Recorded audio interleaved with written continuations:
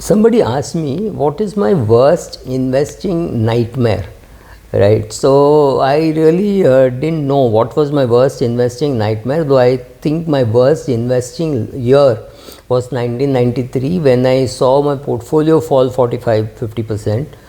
Maybe worse, maybe I don't remember the numbers, but worst case was I was a broker, and my income fell by 95%. That is the worst case scenario, because once you retire, of course it's only your portfolio which you are worried about, but during your lifetime, what happens is there are times when the market falls.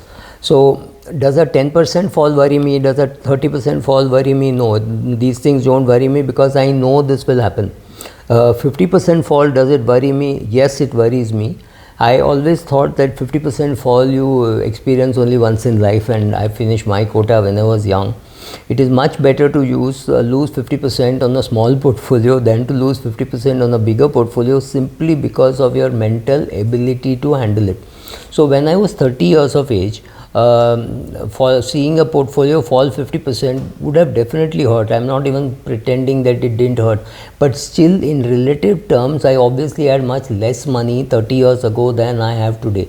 So a 50% fall today would completely decimate me mentally. Physically, nothing could happen. Maybe the market will recover and I will make more money. That is not, but the question is, maybe I could take it in 1992, simply because I knew my earning life was ahead of me. Today at 60 plus, do I want to take that risk, or do I want to get panicky? And chances are I will get panicky, though it's easy to pretend that I won't get panicky, but you will get panicky. So then when I was looking for data, I found something called dollarsanddata.com, and just accidentally found it there, and he had done some research on investing nightmare. So let me take his own examples. Creating my own examples with Indian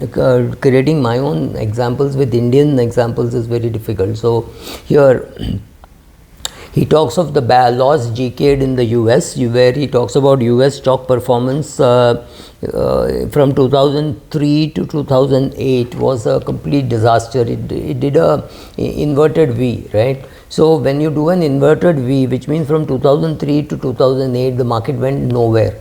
Yes, on an SIP basis, you would have made money, because you would have got more and more shares on the way up, and you would have got more and more shares on the way down. Assuming you did a top-up SIP, you would have got more units on the way down, so you would have done well. This is the period 2003 to 2009 or something in the US market, right? So yes, prices did fall 50% from 2000 to 2003, but that was after a longish bull run. So obviously, if there's a bull run like in 1992, there was a huge bull run where the market went up, I think, 240%.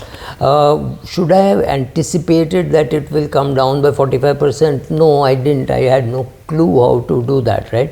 And there's a very important saying that you cannot use current wisdom to replay past what you should have done. Today I know what I should have done in 1992, right? But what I did in 1992 is what decided what will happen with my life. But I continue to be a broker, and I continued with my equity investing. So that was one place, and there are other markets also where you would have been completely taken to the cleaners. Now it's very important to know that almost all the financial literature is written by winners.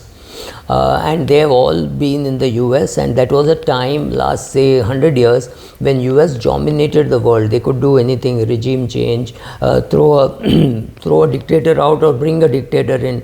They controlled all the natural resources. They did pricing. They interfered with other governments. They ensured that their products got good passage in most of the countries, right? So during that period, American companies had to make money. So that is the data you're grappling with, saying just buy anything at any price, just keep buying. In fact, the person who runs Dollar and Data is the person who has written that book also, Just Keep Buying, where he says just keep buying at any price, and every price the market will come back. I'm not very sure. I'll give you some other data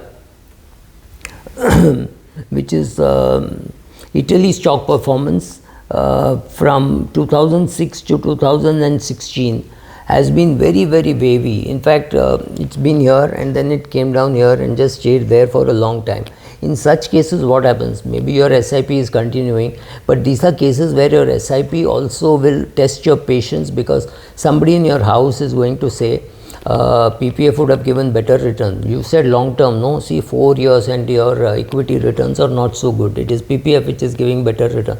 You have to take all that. That's what I say when about asset allocation. You are very sure that when the market falls 50%, you will remove money from debt and put it in equity. That is what the game is supposed to be like. But you also understand that when the market has fallen 50%, your income has also fallen 90%. I mean, it happened for me in 1992. At that stage, would I have had the guts of taking money from debt fund and putting into an equity fund? I am not very sure. That is the theory, right? So Spain, Italy went through a bad phase where the market was, say, 2009 to 2017, market went nowhere. It just stayed within a range bound place. But the question is, if you were doing an SIP, maybe your returns would have been better than a point to point asset buying. Though in theory, practically speaking, it says that if you have a 7 to 10 year kind of view, a lump sum makes more sense than an SIP. But here I am assuming that he was an employee and therefore he did an SIP. He did not have a lump sum, so no question of SGP, right? So this is the period when would you have sustained your SIP? That is the question. Would you have sustained being an investor? Even if you had stopped investing, would you have withdrawn more in panic than what was perhaps warranted, right? Look at the Spain stock performance. From 1974 to 1984, the returns have just not come. The returns were at zero even in 1974, and then it kept falling, right?